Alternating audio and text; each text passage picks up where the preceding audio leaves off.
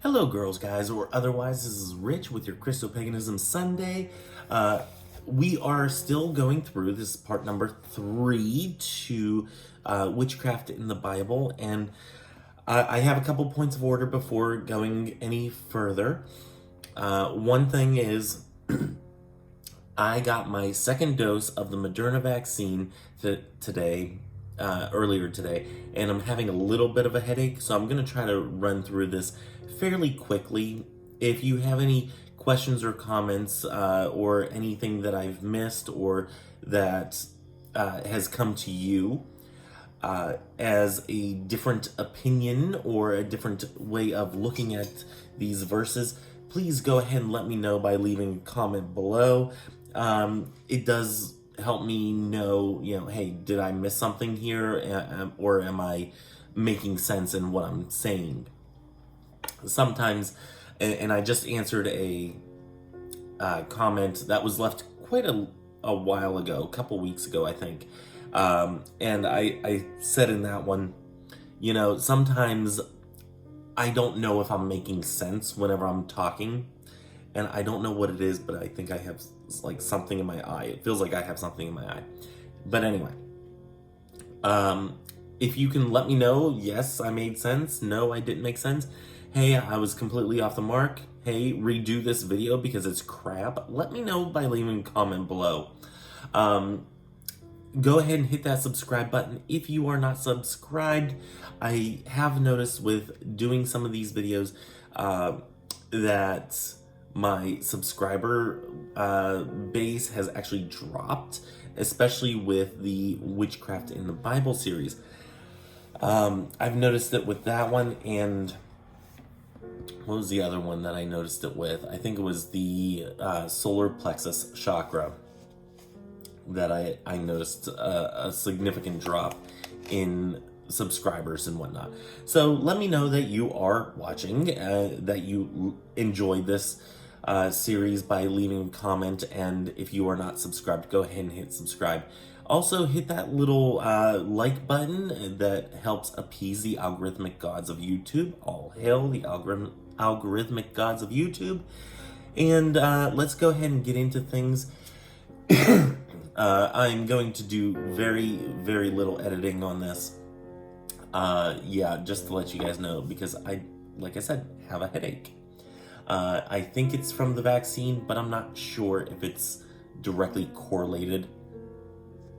It could be a discussion that I had at work earlier, as I am down in Dover and doing my military weekend and whatnot. And we usually have political or socio-political discussions at work, and sometimes they give me a fucking headache. So, and I'm not editing that out, because there are just some people that don't think that some people should be treated like people. And that's not okay with me. So anyway, I have a prepared statement for the opening. We come once again to our continuing series of Witchcraft in the Bible. As a point of order, I want to reaffirm that this series is at its core. What it is at its core. This series is to examine the verses that are given as reasons why witchcraft should not be used, usually by evangelical Christians. We will examine these verses, and we will examine them in their entirety and put it through scrutiny. We then put the people and the church under scrutiny in a fair way, in a fair manner. After all, if we are not willing to put our faith under scrutiny, then we have a shaky foundation for our faith. This is not scrutiny of the Bible, of if the Bible is or is not a valid sacred text. I do believe this is considered a sacred text. People hold it sacred, therefore it is sacred. So I'm not disputing that. I am, at this point, not making a judgment on the deity of the Bible either until the end of this series. I basically, with all that being said, I want to put the verses under scrutiny so that whenever somebody says it to us as Christopagans, and if you're hearing the motorcycle as background noise, I do apologize. I don't have my normal setup, so that's why. Where was I? I want to put this stuff under scrutiny so that if somebody were to come to you with these verses, we can say as Christopagans, this is or is not a valid argument. You are talking BS, and even if this were true, these other things that are in here are not anymore consistent with your practice or your views as the church or as individuals. So therefore, why should witchcraft be considered valid or invalid in the church? So that is the stance that I'm taking for this series, trying to make it as fair as possible, giving everything a good due diligence, a good look over it. Again, I do miss things from time to time. I am not a scholar, so if I do miss things, let me know what I missed. Type it out, make a video response and tell me you did a video response. Last point of order is that I am reading out of the New Catholic Answer Bible. This is a New American Bible translation, so Catholic Church, Roman Catholic Church approved. So you guys know the translation that I'm using. With that all being said, let's go ahead and turn to 2 Kings 9, verse 22. And yeah, I'm drinking Diet Coke out of my McDonald's cup here because, well, that's what was for dinner tonight. And I do have tea. It's actually back there, and I just didn't want to grab it. Okay. Anyway, 9 verse 22. We are... Okay, there it is. When Joram recognized Jehu, he asked, "Is everything all right, Jehu?" Jehu replied, "How could everything be all right as long as all the harlotry, it's a hard word to say, harlotry and sorcery of your mother Jezebel continues?" Okay. Excuse me. So, in this verse, it is a clear-cut attack. This verse referred to by individuals sets a disturbing precedence. This is an us versus them philosophy. And if you're not familiar with this, this is where you set a group of people against another group of people. It's either us or them. You have no middle ground. People can't just believe what they want to believe, and that's it. So this is dangerous thinking. That thinking, I even have it written down here, that thinking is dangerous. It is similar to saying that educating women leads to the downfall of society. It's looking for an enemy where there truly isn't any. There is no proof here that the harlotry and the sorcery has any correlation to their standing as a kingdom of Israel. So I don't see a correlation here, and saying that, hey, how can everything be fine? There's so much evil going on. How can everything be fine? No, things are okay. Could they be better? Yes. Maybe we should do this or that. But I think blaming harlotry and sorcery is trying to find a something to blame where there is nothing there to blame. It's looking for an enemy where there truly isn't any. It's blaming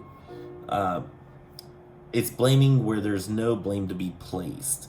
So this type of thinking, I think, is incredibly dangerous. It is kind of akin to, let's take a political here for a second.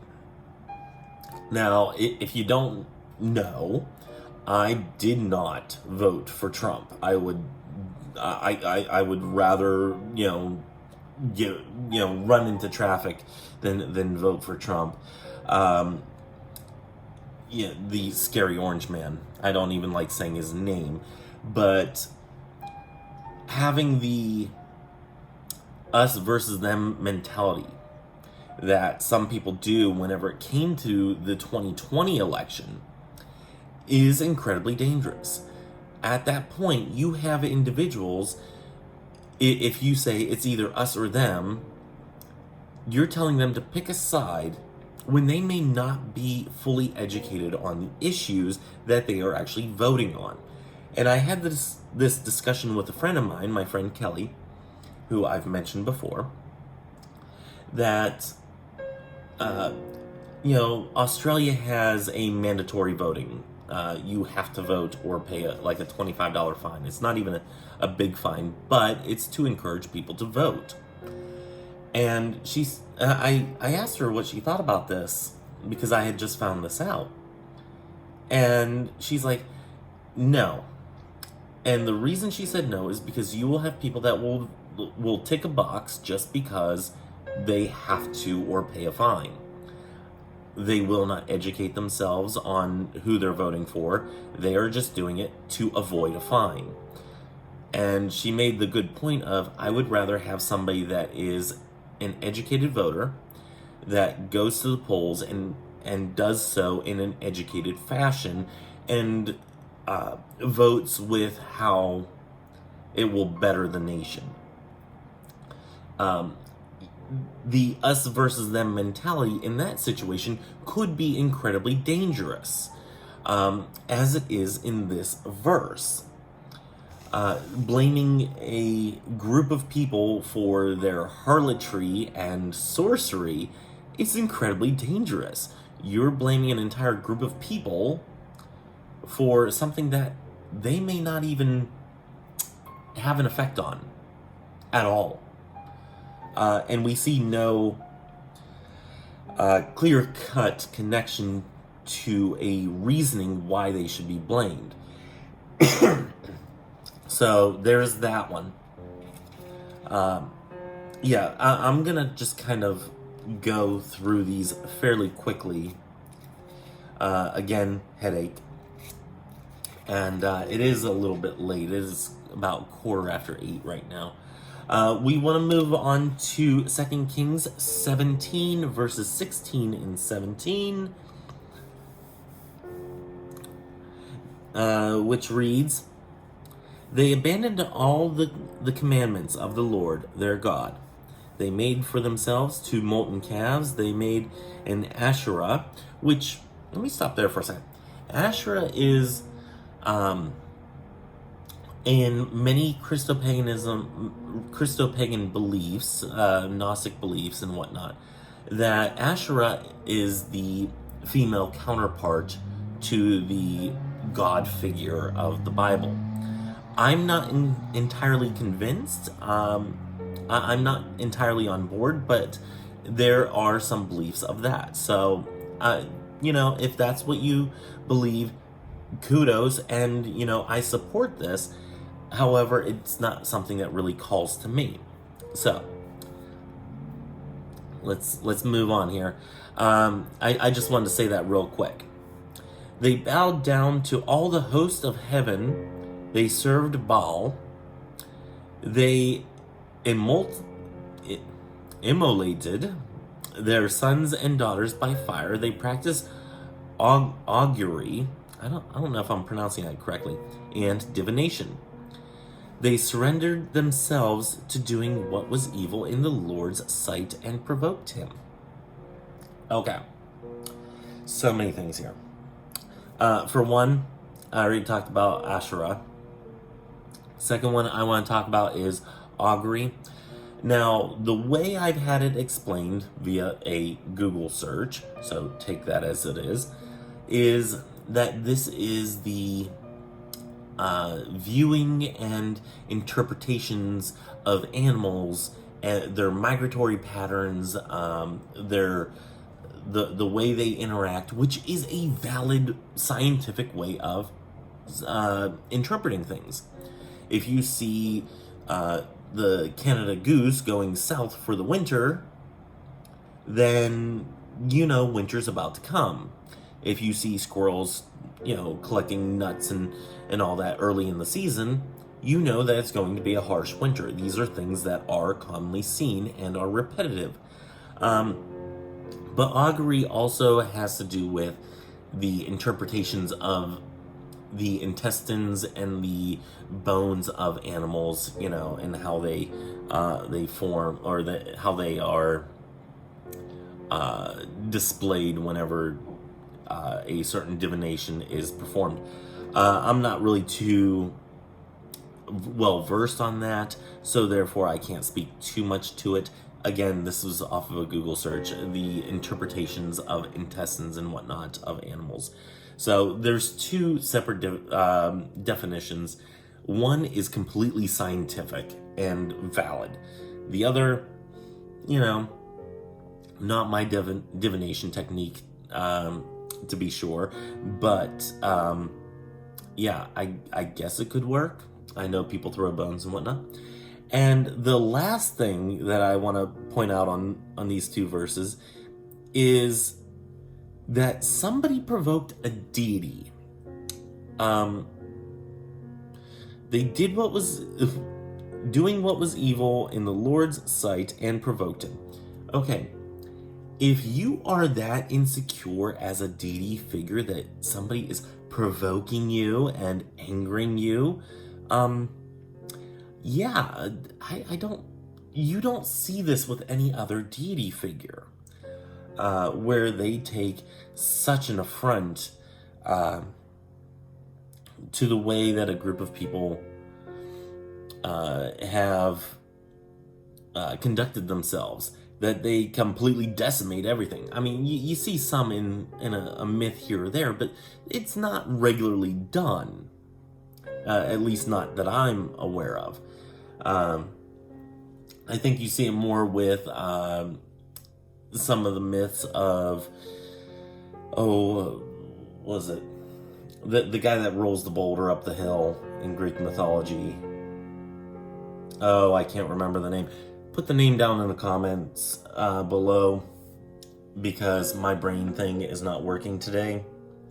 But anyway, what I have written here is, we see here, as well as in the following verses,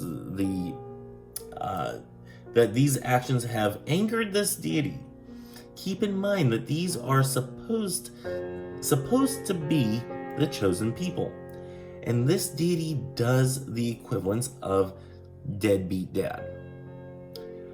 This is really what's being stated here is, you broke my rules, so now you all are in exile until you learn your lesson. And as we'll see in the future here, or in the future texts, even whenever they do learn their lesson, the deity still punishes them.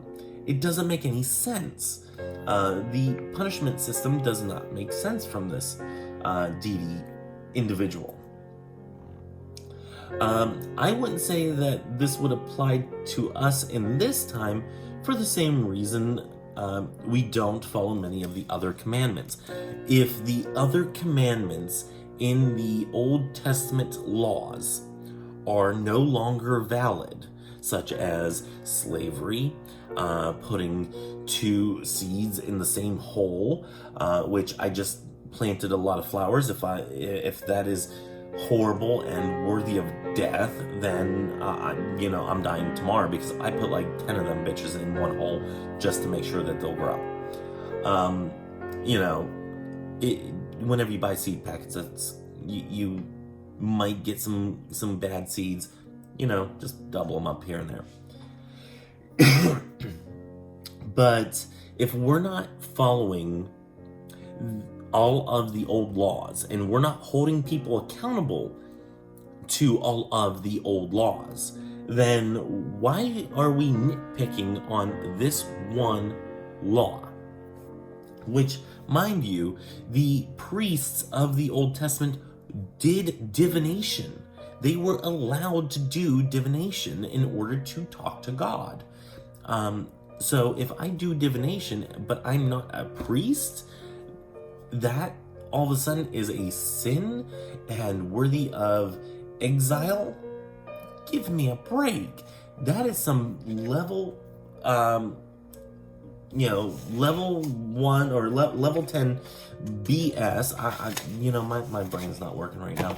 But this is some high level BS crap. It doesn't make any sense. So, keeping that in mind, and what we see here, again, this is a situation where, if we're not following all of the Old Testament laws, why are we nitpicking this one? Let's move on to chapter 21, verse 6, which reads, this is about the reign of Manasseh. It's actually kind of, before I read the verse, this is kind of an interesting chapter. And I do encourage you guys to read more than what I'm reading right here. Read chapter 21 and 23, even 22 is a good one. Because it talks about some of the kingships and how they were formed and what came about. Or not how they were formed, how they conducted themselves and what came about of their reign. But we are only going to pull out this one verse, which reads about Manasseh. He immolated his child by fire.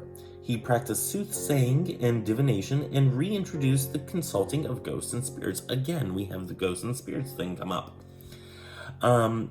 Which we saw in the time of Saul and did not really have a bad effect, except that Saul didn't heed the warning of Samuel whenever Samuel came back from the dead in the way of a ghost. And yeah, he didn't heed the warning of a ghost or of a spirit, and therefore died. So we do have that.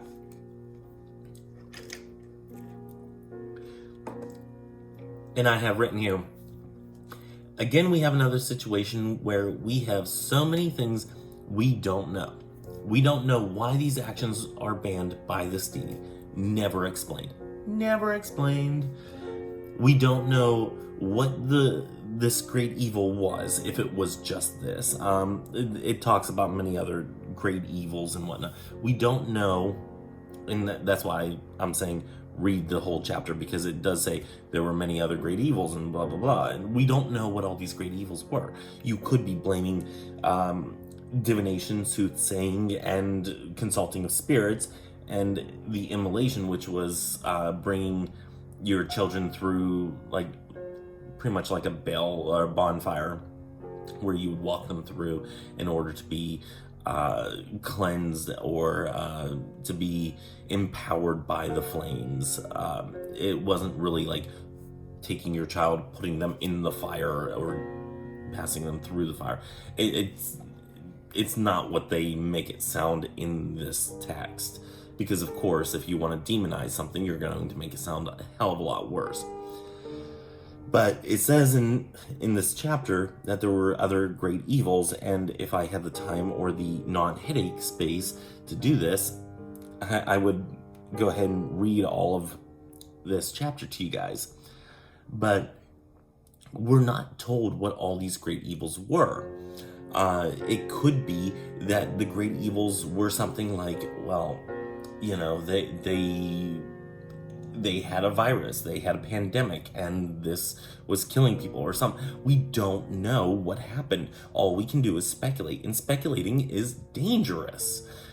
As we see from conspiracy theories out there, speculation can be dangerous. We don't know what we don't know, and not knowing kind of makes some people go stir crazy and make up things. But we are told here that there were evil things done, and the only thing that they give us an example of evil things is immolated his child by fire, practiced soothsaying and divination, and reintroduced the consulting of ghosts and spirits. Again, these could be totally innocuous to the rest of the plight of the people at the time. We don't know. And not knowing everything else that happened during this reign of Manasseh, we can't make a clear, distinctive, reasoned approach to why evil things were happening. Was it because of this? Could have been. Could it be because of something else entirely and have nothing to do with this? Absolutely. Are we ever going to know? Probably not, because nobody followed up. So, anyway, all we have is a reference here that he built altars, bowed down, and basically did divination. As you all know, just because you have an altar does not mean that you are worshiping any other deity. This could have been an altar to this deity. It does say in here that he built altars and whatnot. It doesn't say what deity he built these altars to.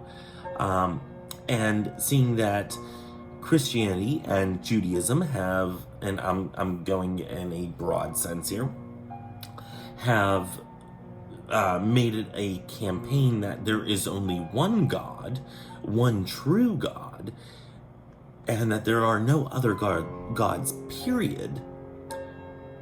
Why does this one deity that is supposed to be the only one get offended whenever there is an altar built to a deity that doesn't exist?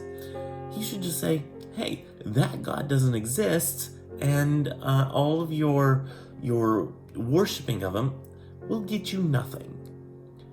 Maybe that's because there are other deities out there that are not noticed by this one book. We don't know. Not by this writing, at least. But anyway, I'm going on a tangent here.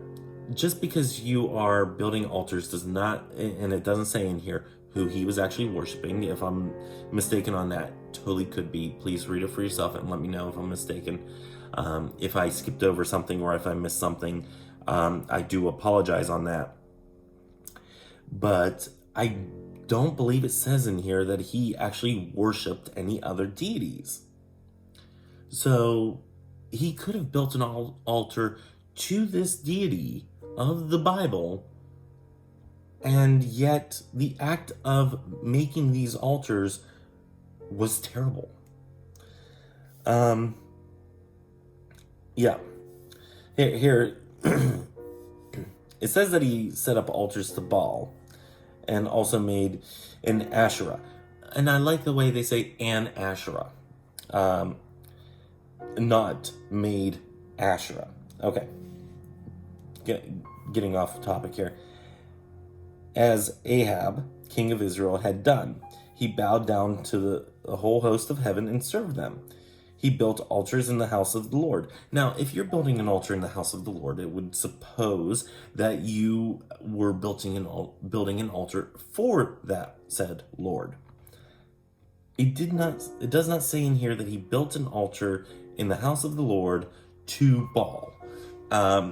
Thinking and saying otherwise is pure speculation, and again, that is dangerous thinking.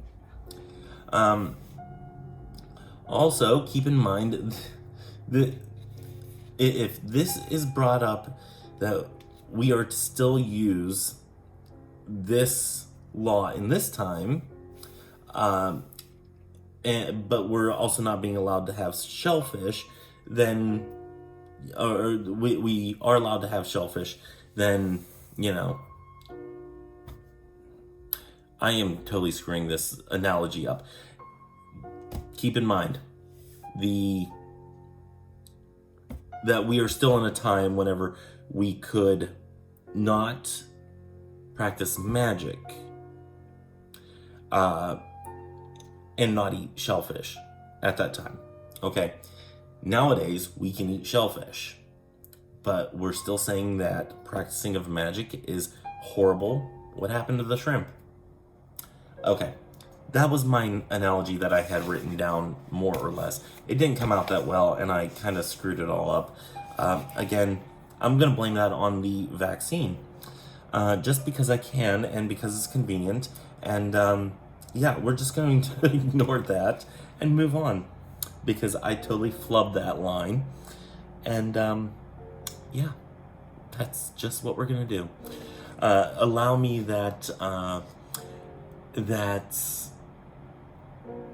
segue, that little, allow me that pardon of the horribleness of an analogy. My head is so foggy right now. And this probably isn't completely with the vaccine shot, but it's gonna take the blame for it today.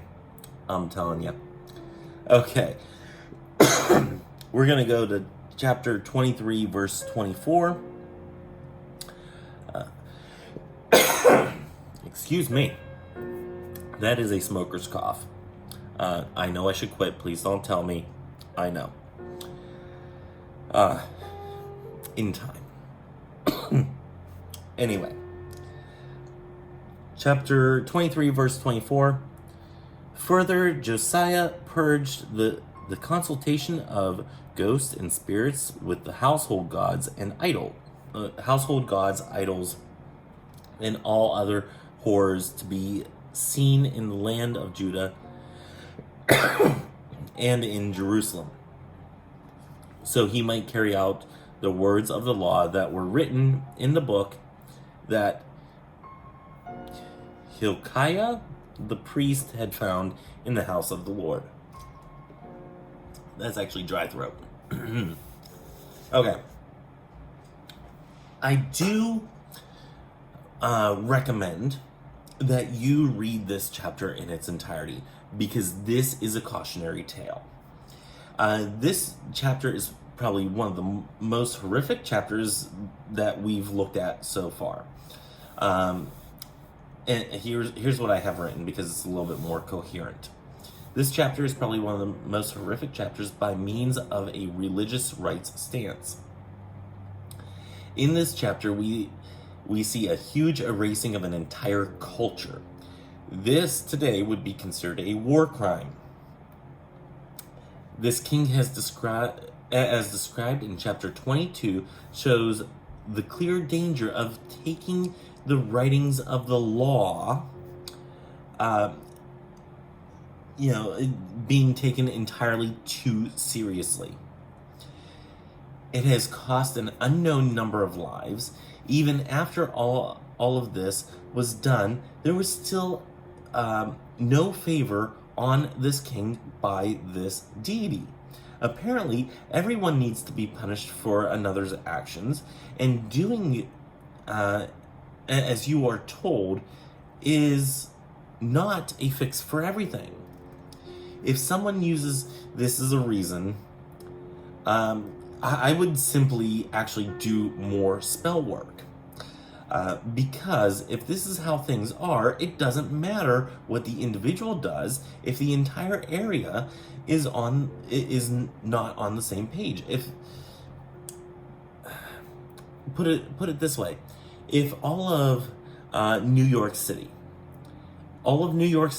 would have to be on the same exact page in order for this deity to even be appeased, maybe even a little. If there's one person, it doesn't matter what everybody else does. If everybody else is following the law, this deity will still not show favor, as shown in this chapter. Again, read the chapter in its entirety, because it is actually an intriguing tale, and I find it terrible. It's horrifying, actually, but I find it as a cautionary tale of taking things a little too literally whenever you're talking about a law of, thousands of years ago, if this were in fact a historical part of an account. Um, it. I have written here. In the end, the deity cannot be pleased or satisfied. Apparently, this deity doesn't notice nuance in the faith of individuals, rather just throws temper tantrums, which is exactly what it seems that this deity is doing in this chapter. What's his name? Josiah here. He basically learns of these laws. This is chapter 22 and chapter 23. He basically learns of these laws, completely decimates everybody that's breaking these laws, in some horrific detail that's said in these pages here, or in these two chapters. Decimates them, and then this deity figure in these chapters still says, no, that's not good enough. You guys gave up all of that stuff. Nope, I'm still angry at you. How can you appease this deity? There is no way. And this deity doesn't want to observe the nuance of an individual's actions. One individual, that deity should be like, you know what? You as an individual, you're great. You're fantastic. But you know what? The rest of these people, they're assholes. You're going to be the one that I pay attention to, that I shine my grace upon. But these other guys, no, absolutely not. And I think that's an incredibly dangerous way of looking at this, as far as this deity figure, and that this deity figure even is propped up on shoulders and whatnot as a loving deity. No, this deity is horrific. These people are trying to repent for what the generation before them did, yet nothing. No, you know what? There is a waiting period. What you're doing, fantastic. Doesn't say any of that stuff. No encouragement whatsoever. Not saying a deity has to give you encouragement, but I'm saying, if people are doing the right thing, you tell them, hey, you're doing something right. I like this. Keep it up. You're appeasing me as a deity. However, they're not doing that. This deity is not doing that to these people. And all these people want to do is have the grace shown upon them for all this hard work of killing people that are breaking the law. They just want to be told that they're doing good. The deity still doesn't confront it. Doesn't say anything about killing all these people either, which I find equally as disturbing. But yeah, that's about the end of that rant. That was a horrifying couple chapters there. And I read them, and I'm like, what's going on here? It's terrible. And I think I kind of needed to a podcast just reading through these sacred texts and being like, what the hell? Okay. Now we come to, I'm going to do 2 more verses and then wrap it up, because we're getting about to the time of, a full video. Anyway, 1 Chronicles chapter 10, verses 13 and 14. So the end of that chapter. It says, "Thus Saul died because of his treason against the Lord and disobeying his word, and also because he had sought counsel from a ghost rather than from the Lord. Therefore, the Lord took his life and turned his kingdom over to David, the son of Jesse." Okay. Totally not what happened. This is simply not true by what we've seen in, what was it, 1 Samuel, 2 Samuel, one of those ones. Simply not true. That is, no. As we discussed last week, Saul did consult this deity, tried several times, and never got an answer.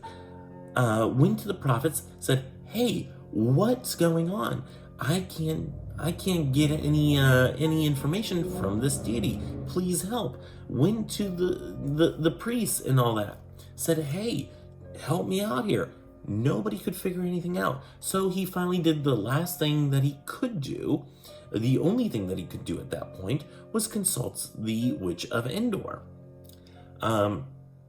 Again, nothing bad happened there. And everything that was told by the ghost of Samuel to Saul happened and was correct. So saying that the reason that he died was because he sought counsel from a ghost is not actually true. And not only that, saying that he did not consult this deity is also totally false. You can't say that you didn't call me if it is clear that calls were made, which it is clear in this mythos that calls were made to this deity. They were not answered. So that one irritated the hell out of me. So if somebody comes up to you with that one, you know what? You tell them they obviously don't know what they're talking about. That they actually need to read the accounts. Again, it was either 1 or 2 Samuel. I think it was 2 Samuel. Chapter 28, wasn't it? Oh, geez, now I'm going to have to look at it. Hold on. I want to make sure I'm getting this right. No, that's Kings. Hold on. Hold 1 second. That's Kings Samuel. Nope, it must have been 1 Samuel 28. Yep. Yes, it was 1 Samuel chapter 28. It was like the entire chapter gives the entirety of that. Okay, but let's, so if anybody comes to you with that verse specifically, tell them they are flat out wrong in their interpretation of the text is very misconstrued. But let's move on to 2 Chronicles chapter 33 verse 6. Let me get on over there and we will read. Okay, verse 6. It was he, too, who immolated his children by fire in the valley of Ben Hinnom. He practiced soothsaying and divination and reintroduced the consulting of ghosts and spirits. This is about Manasseh. He did much evil in the Lord's sight and provoked him to anger. Okay, again, as we have discussed earlier, the one thing I will say in addition to all of that is that you don't mix incompatible deities at the same place, because behold, one acts like a child. In this one,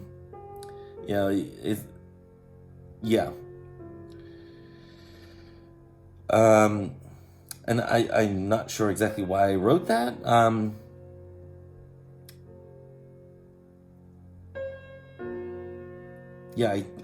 It was one of these other verses around it. He built altars in the house of the Lord, and of which the Lord had said in Jerusalem and he built altars to the whole host of heaven and in the two courts of the house of the Lord. Okay, so basically he's making several altars to different individuals. whether they be deities, hosts of heaven, whatever. He's making separate altars instead of in a deity that is known and proven to be very jealous. He is making several altars within that one space. If you have a deity figure that you are working with that is known to be very jealous and very all about me, you don't want to necessarily put another deity's altar in that same spot or around that same spot. You want them to kind of work in their own way, in their own space and whatnot, and be appeased. Same thing with introducing deities that may not necessarily get along into the same circle. Some deities from different pantheons and whatnot work perfectly fine together. They're cool. They're okay. They work together and they work for the betterment of the practitioner. Totally fine.